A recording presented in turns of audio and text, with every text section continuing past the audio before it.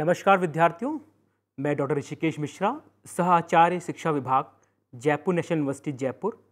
आप सभी विद्यार्थियों का NIOS के इस स्टूडियो में स्वागत करता हूं। 509 सामाजिक विज्ञान के चर्चा के क्रम में आज हम उच्च प्राथमिक स्तर पर सामाजिक विज्ञान में आंकलन संकेतक पर चर्चा करेंगे। पहला सवाल यह है कि भाई संकेतक क्या है, क्योंकि बिना इसके समझे हम ये समझ नहीं पाएंगे कि सामाजिक विज्ञान विषय में इसका क्या महत्व है। विशेषतः संकेतक हमें ये बताते हैं कि विद्यार्थी ने अभी तक कितना ज्ञान व कौशल अर्जित किया है। साथ ही संकेतक हमें ये भी बताते हैं कि विद्यार्थियों की प्रगति की दिशा क्या है। ये ज़रूरी है क्योंकि शिक्षण अधिगम प्रक्रिया के अंदर हम जानते हैं कि पहले उद्देश्यों का निर्धारण होता है, उसके बाद शिक्षण अधिगम प्रक्रिया चलती है, उसके बाद अधिगम संसाधनों का प्रयोग किया जाता है और उसके बाद हम विद्यार्थी के अनुभव, उसकी प्रगति का आकलन करते हैं और उस आकलन के आधार पर हम विद्यार्थी का मूल्यांकन करते हैं। तो आकलन के लिए आवश्यक है कि हमें संकेतों के विषय में मालूम होना चाहिए।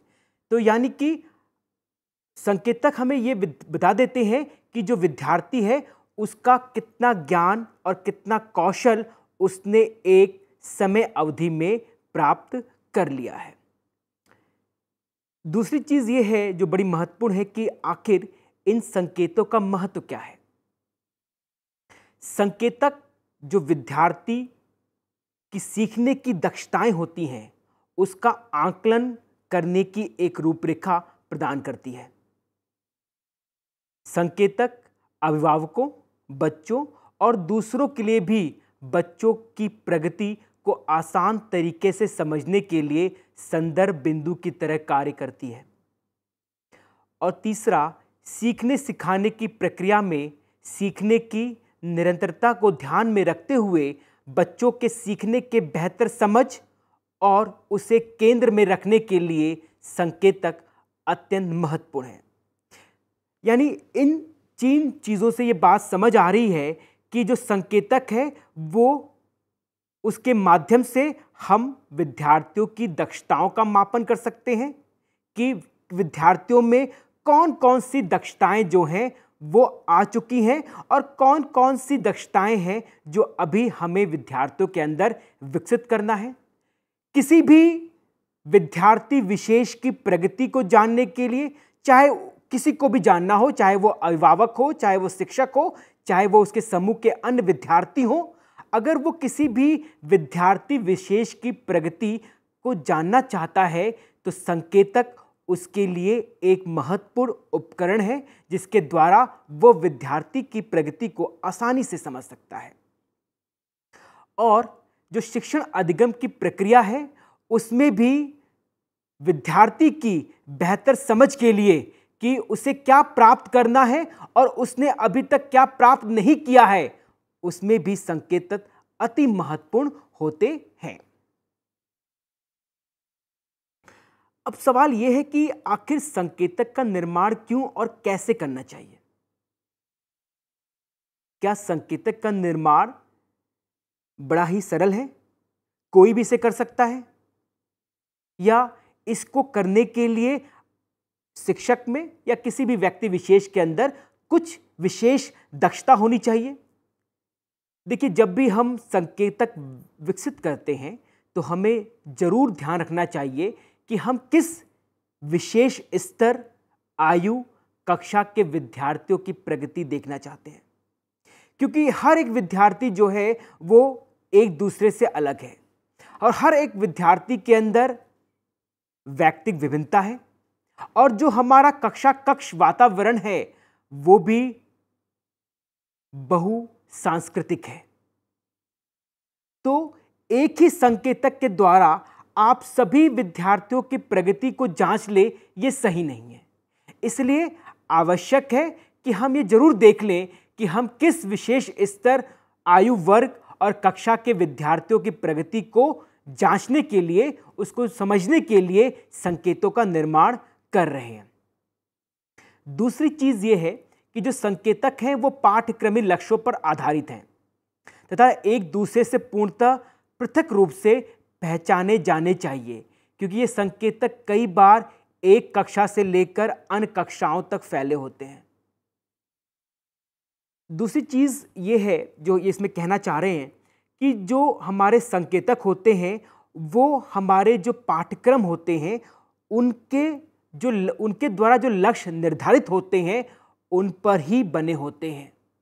मान लीजिए कि हमारा सामाजिक विज्ञान जो विषय है और उसका हमारा लक्ष्य है कि हम विद्यार्थियों के अंदर लोकतांत्रिक भावना जागृत कर सकते हैं या करना चाहिए या इसके द्वारा किया जाएगा, तो हमारे संकेतक भी ऐसे होने चाहिए जिसके द्वारा बालक में, विद्यार्थी में इन संकेतों को प्राप्त किया जा सके। और जो ये संकेतक होते हैं ये, क्योंकि हर कक्षा के अंदर इसका स्वरूप जो है वो अलग होता है, इसकी जो योग्यता होती है वो अलग होती है, इसलिए जब भी हम संकेतों का प्रयोग करें, उनका निर्माण करें, तो इस चीज की क्लैरिटी होनी चाहिए कि ये संकेतक इस योग्यता को जांचने के लिए बनाया गया है।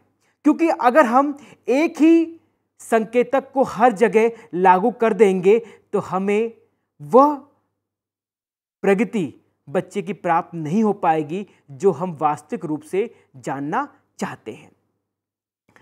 तीसरी चीज यह है कि जो संकेतक है उसका क्षेत्र केवल पाठ्य पुस्तकों या पाठ्यक्रम पर केंद्रित नहीं होना चाहिए, वरन यह पाठ्यचर्या के विशेष उद्देश्यों के अनुरूप होना चाहिए। बड़ा ही सरल है इसको समझने में कि अगर हम ये सोचें कि भाई जो हमारा संकेतक है वो सिर्फ सामाजिक विज्ञान विषय पर ही आधारित होगा, तो ऐसा नहीं है, क्योंकि सामाजिक विज्ञान विषय किसी पाठ्यचर्या का एक भाग है और हमारा प्रमुख लक्ष्य जो है वो है विद्यार्थी का सर्वांगीण विकास। और अगर सर्वांगीण विकास करना है तो बालक के विभिन्न पहलुओं पर ध्यान रखना पड़ेगा, केंद्रित करना पड़ेगा और इसी के आधार पर हमें संकेतों का निर्माण करना पड़ेगा। तो इसलिए ये ज़रूरी है कि जब हम संकेतों का निर्माण करें तो वो केवल पाठ्य पुस्तक तक ही सीमित ना हो। संकेतों से ये भी पता चलता है कि अधिगम कार्य के संदर्भ में विद्यार्थी कैसे प्रगति कर रहे हैं। जैसे कि मान लीजिए हमें ये मालूम करना है कि एक विद्यार्थी ए जो है वो सामाजिक विज्ञान में कैसी प्रगति उसकी है, कैसा ज्ञान वो प्राप्त कर रहा है, किन किन कौशलों का उसमें विकास हो गया है, क्या सामाजिक विज्ञान की जो आधारभूत कौशलें हैं उसका विकास उस विद्यार्थी में हुआ है कि नहीं हुआ है। इन सभी को जांचने के लिए, समझने के लिए, विद्यार्थियों की इस संदर्भ में प्रगति समझने के लिए हमें संकेतों का निर्माण करना चाहिए। और अगर हम उपयुक्त संकेतक का निर्माण करेंगे तो हमें विद्यार्थी की वास्तविक प्रगति मालूम चल जाएगी। जो अंतिम इसका वो बिंदु है वो है संकेतों के निर्माण करते समय विद्यार्थियों के अनुभवों, प्रश्नों एवं अभिव्यक्तियों, विचारों और संवादों का ध्यान रखना चाहिए। क्योंकि जब हम संकेतों का निर्माण कर रहे हैं तो हमें ये बात समझनी होगी कि ये संकेतक किसके लिए है, किसके द्वारा हम किसका आकलन करेंगे। तो ये ज़रूरी है कि जब भी हम संकेतों का निर्माण करें, उनका विकास करें, तो उससे पहले हम विद्यार्थियों के पूर्ण अनुभवों, विद्यार्थियों के विभिन्न अधिगम क्रियाओं से संबंधित प्रश्नों को, उनकी विचारों को, उनके उस विषय संदर्भित अभिव्यक्तियों को, उनके संवादों को जरूर ध्यान में रखना चाहिए। क्योंकि हो सकता है कि कभी कभी कुछ ऐसे पक्ष होते हैं जिन पर विशेषतः शिक्षक ध्यान नहीं दे पाता है, लेकिन वो पक्ष भी उतने ही महत्वपूर्ण होते हैं। तो यदि हम विद्यार्थियों के अनुभवों, प्रश्नों, अभिव्यक्तियों, विचारों और संवादों पर ध्यान देंगे, उसका अध्ययन करेंगे, तो हम एक ऐसे संकेतों का निर्माण कर सकेंगे जो विद्यार्थियों की वास्तविक प्रगति को परिलक्षित करता हो।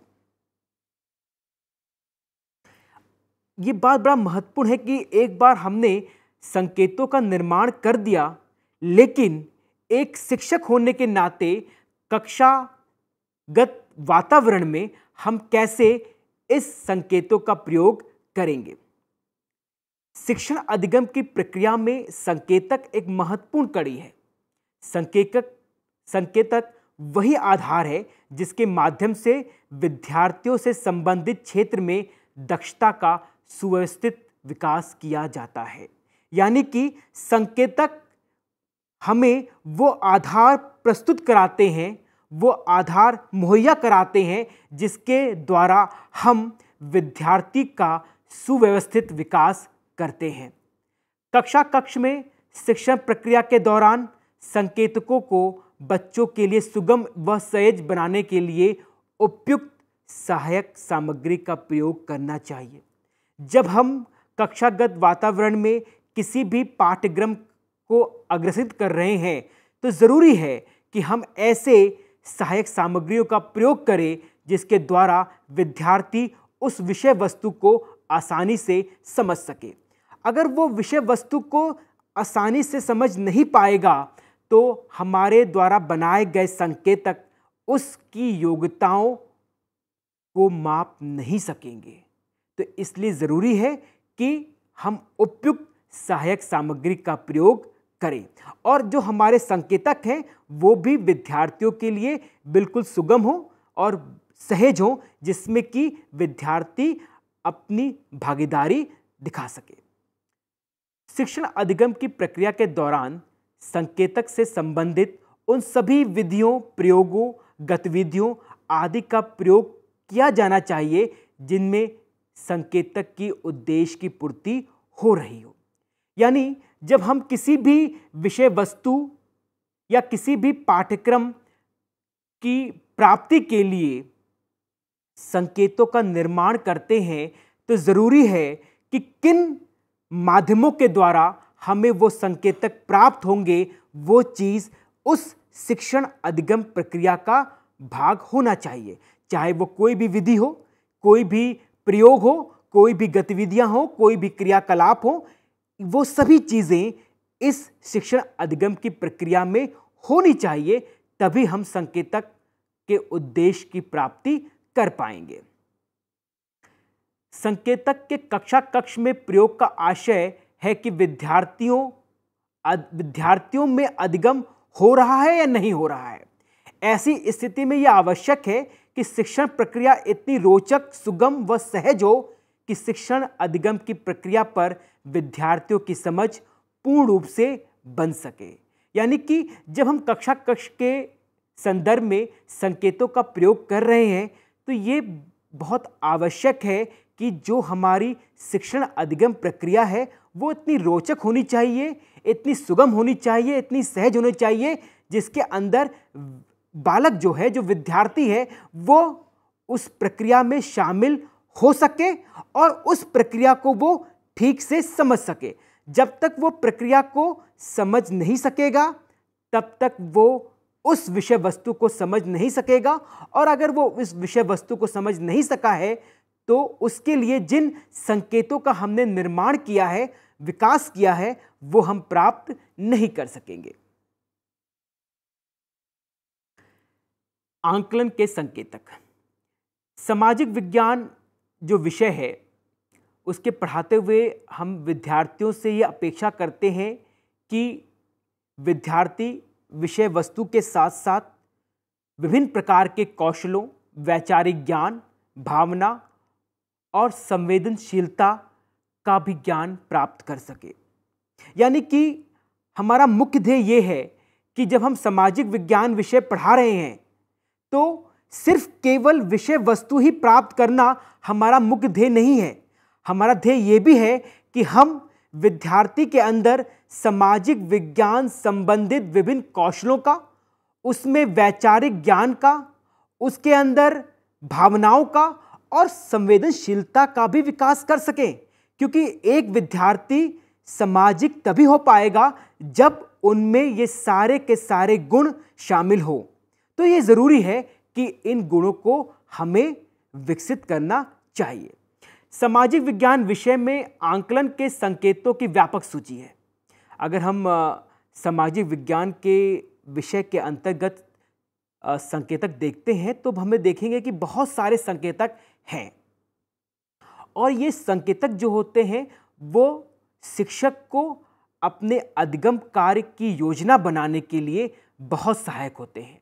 क्योंकि जब शिक्षक अपने अधिगम योजना का निर्माण करता है, जब उसे ये मालूम करना है कि वो कक्षा में किन उद्देश्यों को प्राप्त करने जा रहा है, यदि उसे संकेतों के विषय में ज्ञान नहीं होगा तो वो अपनी शिक्षण क्रिया को ठीक प्रकार से संपादित नहीं कर पाएगा, और अगर वो ठीक प्रकार से संपादित नहीं कर पाएगा तो वो वह उद्देश्य प्राप्त नहीं कर पाएगा जिसकी आवश्यकता होनी चाहिए। और हर संकेतक के अंदर विभिन्न दक्षताएं समाहित हैं जिन्हें विद्यार्थियों में विकसित करना है। यानी कि जो संकेतक होते हैं वो शिक्षक के लिए भी उतने ही महत्वपूर्ण हैं जितने कि विद्यार्थियों के लिए, और शिक्षक की ये जिम्मेदारी है कि वो विभिन्न संकेतों से संबंधित दक्षताएं जो हैं वो अपने विद्यार्थियों में विकसित कर सके। क्योंकि जब वो इन दक्षताओं को विद्यार्थियों में विकसित कर पाएगा तभी शिक्षण अधिगम प्रक्रिया सफल हो पाएगी। यहाँ पर हमने अधिगम संकेतों का आंकलन योग्यताओं के संदर्भ में दर्शाया है कि भाई किस संकेतक के लिए कौन सी योग्यता होनी चाहिए। जैसे कि अवलोकन और अभिलेखन, ये एक संकेतक है। अब इस संकेतक का निर्माण जो है हमने अपने सामाजिक विज्ञान के विद्यार्थी के लिए किया। अब हम इस संकेतक के माध्यम से अपने विद्यार्थियों में क्या योग्यता लाना चाहते हैं, इसे समझना जरूरी है। हम ये चाहते हैं कि जो हमारा विद्यार्थी है वह किसी भी विषय प्रकरण से संबंधित सूचनाओं का संकलन कर सके, उसका प्रतिवेदन कर सके, उसका आख्यान कर सके, उसका चित्रांकन कर सके। वह चित्रों, जहाँ चित्र हैं उन चित्रों को पढ़ सके कि आखिर वास्तविक रूप में ये चित्र क्या कहने चाह रहे हैं। वह चित्र बना सके, वो सारणियों का निर्माण कर सके और मानचित्र को भी रेखांकित कर सके। जो दूसरा संकेतक है वो है परिचर्चा। परिचर्चा के अंदर हमारा मुख्य उद्देश्य ये है कि हम अपने विद्यार्थियों में सुनना, बोलना, अभिव्यक्त करना और दूसरों की बातों को सम्मान देना और उससे ज्ञान प्राप्त करना, ये योग्यताएं इसमें शामिल हैं। और हम अपने विद्यार्थियों से ये अपेक्षा करते हैं कि ये सारी की सारी योग्यताएं हमारे विद्यार्थियों में आ सके। जो तीसरी प्रमुख अब संकेतक है वो है अभिव्यक्ति। इसके अंदर क्या है? चित्रांकन है, हाव भाव है और सृजनात्मक लेख है। यानी कि विद्यार्थी जो है वो क्रिएटिव बन सके, वो क्रिएटिव राइटिंग कर सके, वो ड्राइंग कर सके, उसका बॉडी मूवमेंट कैसा है, ये सारी चीज़ें जो हैं, इन सभी योग्यताओं का जो आंकलन है वो हम अभिव्यक्ति संकेतक के अंतर्गत करते हैं। जो चौथा संकेतक है वो है व्याख्या, जिसके अंदर तर्क वितर्क और तार्किक भावना का विकास करना प्रमुख ध्येय है। हम चाहते हैं कि हमारा जो विद्यार्थी है वह किसी भी प्रकरण को आत्मसात ना करे, पहले वो उसके तर्क वितर्क करके ये समझ ले कि ये जो विषय वस्तु है वो कितनी प्रासंगिक है और कितनी तार्किक है, तभी उसे ग्रहण करे। जैसे कि मैं एक आपको उदाहरण दूं कि सौर मंडल में कितने ग्रह हैं, तो कई किताबें ऐसी हैं जो पुरानी लिखी हुई हैं और उसमें 9 ग्रहों का नाम दिया है, लेकिन हमारा जो विद्यार्थी आज का है वो इस बात को समझे कि नहीं, जो हमारा आखिरी जो ग्रह था प्लूटो, अब वो ग्रह नहीं है। तो विद्यार्थी के अंदर तर्क वितर्क, तार्किक सोच जो है वो विकसित करना जो है वो इस संकेतक का प्रमुख उद्देश्य है। जो 5वां है वो है वर्गीकरण। इसके अंदर विद्यार्थी जो है चीज़ों को वर्गीकृत कर सके, समूहीकरण कर सके, उनका समझ सके कि कौन सी चीज़ सम है, कौन सी विषम है, और अगर कोई 2 चीज़ें हैं तो इनमें तुलना कर सके कि कौन सी चीज़ उपयुक्त है और कौन सी चीज़ इतनी उपयोगी नहीं है। उसके बाद विद्यार्थी से हम ये भी आशा करते हैं कि वह भविष्य कथन कर सके, परिकल्पनाओं का निर्माण कर सके और उन परिकल्पनाओं का निष्कर्ष निकाल सके। यानी कि संकेतक विश्लेषण के अंतर्गत हम विद्यार्थी से यह अपेक्षा करते हैं कि वो किसी भी विषय वस्तु के प्रति भविष्य कथन कर सके। अगर कोई समस्या है तो उस समस्या का क्या समाधान होगा, उसके लिए परिकल्पनाओं का निर्माण कर सके, और जब वो उन परिकल्पनाओं का निर्माण करता है तो अंततः वो ये निष्कर्ष निकाल सके कि कौन सी परिकल्पना उस समस्या के समाधान के लिए बिल्कुल उपयुक्त है। फिर एक जो और संकेतक है वो है सहयोग। इसका मुख्य उद्देश्य ये है कि हम अपने विद्यार्थियों के अंदर जिम्मेदारी, नेतृत्व क्षमता, बातों को साझा करने की शक्ति और एक साथ कार्य करने की भावना जागृत करना चाहते हैं। मैंने पहले भी कहा था कि जो आज का शिक्षण अधिगम की प्रक्रिया है उस पर विशेष जो जोर है वो समूह कार्य पर है, यानी कि जो समूह केंद्रित है उस पर हम विशेष बल दे रहे हैं। तो अगर हम समूह केंद्रित शिक्षण अधिगम पर विशेष बल दे रहे हैं तो यहाँ पर हर एक विद्यार्थी की अपनी अकाउंटेबिलिटी है, अपनी जिम्मेदारी है। हर एक विद्यार्थी के अंदर लीडरशिप क्वालिटी होनी चाहिए और कोशिश करनी चाहिए कि हम इसको विकसित कर सकें। जो ज्ञान हमने प्राप्त किया है उसको हम शेयर कर सकें, उसको हम साझा कर सकें और एक साथ करने की हमें क्षमता भी होनी चाहिए। और यहाँ पर ये जो कार्य है वो सकारात्मक आत्मनिर्भरता से होना चाहिए। अगला जो संकेतक है वो है पूछताछ। पूछताछ हम कोशिश करते हैं और प्रयास भी करते हैं निरंतर कि जो हमारा विद्यार्थी है वो कक्षा के अंदर प्रश्न करे, क्योंकि प्रश्न करने से एक चीज़ ये स्पष्ट होती है कि हमारा विद्यार्थी जो है वो इस विशेष पाठ्य वस्तु के संदर्भ में जिज्ञासु है, वो जानना चाहता है। अगर वो जानना चाहेगा तो उसमें क्या होगा, विभिन्न प्रश्नों का विकास होगा, उसके अंदर समालोचनात्मक चिंतन का विकास होगा, क्योंकि वो समझेगा कि कौन सी चीज़ सही है और कौन सी चीज़ सही नहीं है। तो इसके लिए ज़रूरी है कि हम विद्यार्थियों में यह योग्यता विकसित करें। और जो अंतिम है वो है न्याय और समानता से संबंधित। हम सभी जो हैं सामाजिक विज्ञान के विद्यार्थी हैं और अगर हम विषय की बात ना करें तो हर कोई सामाजिक है, और अगर हर कोई सामाजिक है, वो इस समाज का भाग है, तो उसके अंदर संवेदनशीलता होना आवश्यक है। और आज मुख्यतः संवेदनशीलता हम उनके प्रति जो मुख्य धारा में नहीं आ पा रहे हैं और हमारे आसपास के पर्यावरण के प्रति होना चाहिए। और यहाँ पर मेरा पर्यावरण से मतलब केवल भौतिक नहीं है, सामाजिक भी है और मनोवैज्ञानिक भी है। तो यानी कि हम इन विभिन्न संकेतों के द्वारा विद्यार्थियों में योग्यताओं का विकास करते हैं और इन्हीं संकेतों के आधार पर हम उनका आंकलन करते हैं। अगर हम एक उदाहरण के रूप में देखें, उदाहरण के तौर पर मैंने यहाँ पर आगरा के ऐतिहासिक स्थल लिए हैं कि शिक्षक जो है वो आगरा का एक क्षेत्रीय भ्रमण कार्यक्रम का आयोजन कराता है, जिसमें वो ताजमहल, फतेहपुर सीकरी, आगरे के किले और अकबर का मकबरा देखने का कार्यक्रम बनाते हैं। तो इसके अंदर अब हम ये चाहते हैं कि हमारे जो विद्यार्थी हैं उनमें कुछ योग्यताएं विकसित हो सकें जिनका हम आंकलन करना चाहते हैं। तो यहाँ महत्वपूर्ण ये है कि शिक्षक किन संकेतों का आंकलन करना चाहता है। जैसे कि शिक्षक चाहता है कि जो विद्यार्थी है उसके अंदर अवलोकन और अभिलेखन की क्षमता बढ़े।